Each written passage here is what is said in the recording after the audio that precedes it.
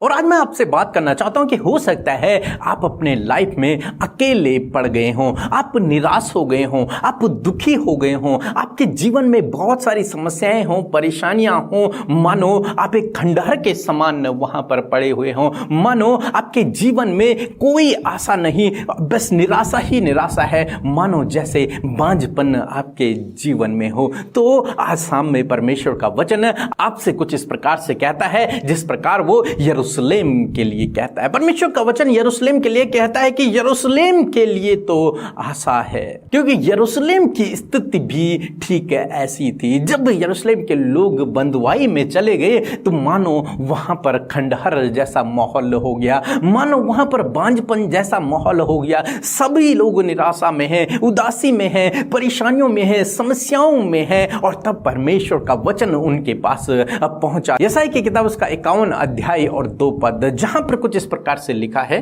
अपने मूल पुरुष अब्राहम और अपनी माता सारा पर ध्यान करो।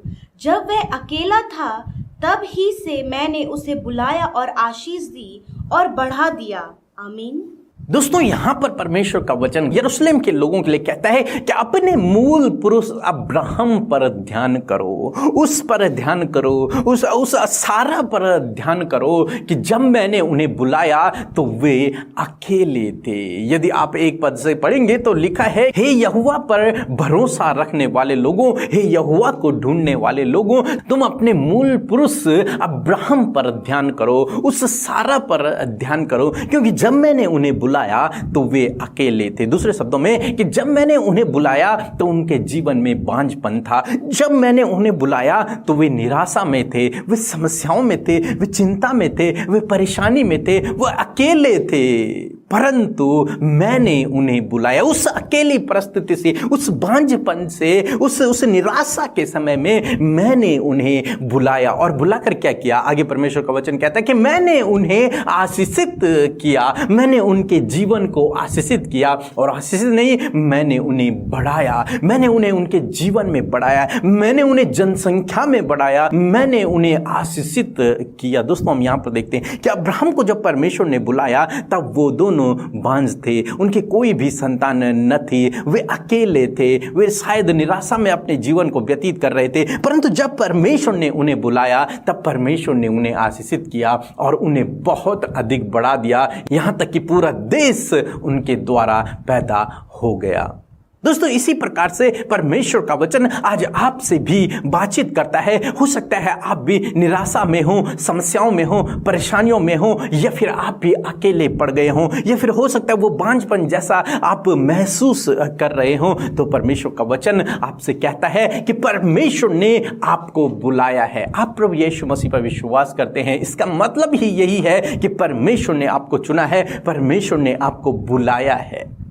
और ठीक इसी प्रकार से जिस प्रकार से परमेश्वर ने अब्राहम के जीवन को आशीषित किया, अब्राहम को आशीषित किया, उसकी समस्याओं को दूर करके उसके जीवन को आशीषित किया, उसी प्रकार से प्रभु आपको भी आशीषित करेगा और आपको भी आगे बढ़ाएगा। जीवन के हर एक क्षेत्र में प्रभु आपको भी बढ़ाएगा। इसलिए आपको निराश होने की आवश्यकता नहीं है। आपको ध्यान करना है अब्राहम और सारा के जीवन पर कि जब हमारा परमेश्वर उस दंपत्ति को जो बांझ थे, जब उनको आशीष दे सकता है और उन्हें इतनी आशीष दे सकता है कि उनके द्वारा पूरे देश को पैदा कर सकता है, तो परमेश्वर आपकी भी परिस्थिति को बदल सकता है और आपके द्वारा भी परमेश्वर अद्भुत आश्चर्य कर्मों को कर सकता है। आपको भी प्रभु इस्तेमाल कर सकता है और आपके जीवन से भी प्रभु बड़े बड़े कार्यों को कर सकता है। आपके जीवन की उस समस्या को, उस निराशा को, उस बांझपन को परमेश्वर दूर कर सकता है और आपके जीवन को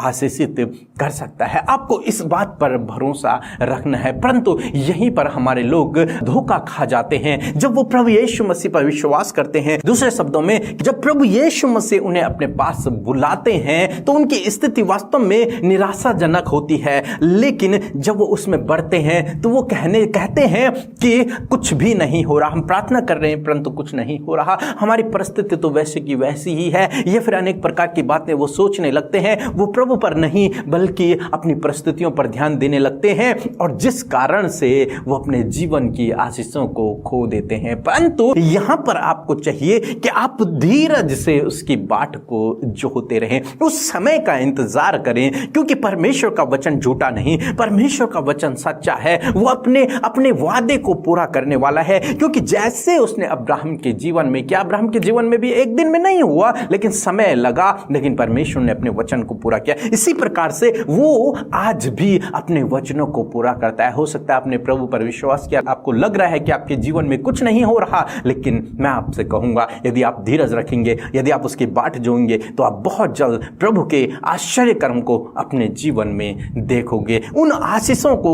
जो अब्राहम ने देखी आप अपने जीवन में देखोगे, उस सफलता को, उस आगे बढ़ने को आप अपने जीवन में देखोगे। इसलिए आपको निराश होने की आवश्यकता नहीं है, आपको उदास होने की आवश्यकता नहीं है। आपको इस गवाही पर जो अब्राहम और सारा की है, इस पर ध्यान देने की आवश्यकता है कि जब मेरा प्रभु इनको आशीषित कर सकता है, इनको बढ़ा सकता है, तो मेरा प्रभु मुझे भी आशीषित कर सकता है, मुझे भी बढ़ा सकता है, मेरी निराशा को भी दूर कर सकता है, मेरी चिंता को भी दूर कर सकता है, मेरी बीमारी को भी दूर कर सकता है।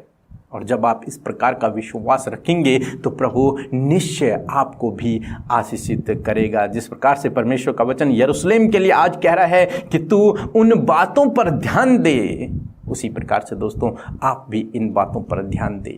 निराशा की ओर न देखें, प्रभु की ओर देखें। प्रभु आपके जीवन में अद्भुत आश्चर्य कर्म को करेगा। सो प्रभु आपको इस वचन के द्वारा बहुतायत से आशीष दे। आमीन।